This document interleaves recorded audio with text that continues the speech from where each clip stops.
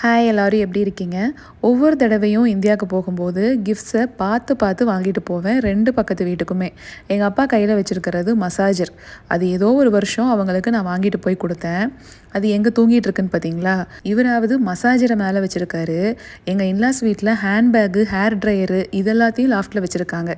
இதெல்லாம் யூஸ் பண்ணுறதுக்கு தானே வாங்கிட்டு வந்து கொடுக்குது அப்படின்னு சொல்லி நம்ம கேட்டோம்னா, கீழே இருந்தால் சீக்கிரம் வீணாக போயிடும்னு பத்திரமா இருக்கட்டுங்கிறக்காக லாஃப்ட்டில் போட்டு வச்சுருக்கோன்னு ஒரு சாக்கு சொல்லுவாங்க பாருங்க. அதைத்தான் ஏற்றுக்கவே முடியாது. எங்கள் அம்மா கையில் ஒரு பொக்கிஷம் கிடச்சிருக்கு. மனசை திடப்படுத்திக்கிட்டு பாருங்க. இது என் தம்பி. அடுத்து தான் ரொம்ப டேஞ்சர். இது நான் தான்.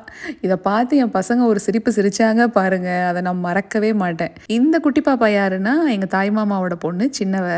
இந்த மாதிரி ஒரு ட்ரம்ப் கார்டை கையில் வச்சுக்கிட்டு எப்படிங்கத்த இத்தனை நாளாக என்கிட்ட காட்டாமல் இருந்தீங்கன்னு நவி கிண்டல் பண்ணிக்கிட்டு இருந்தா. நாளைக்கு ஒரு ஷார்ட்ஸில் பார்க்கலாங்களா?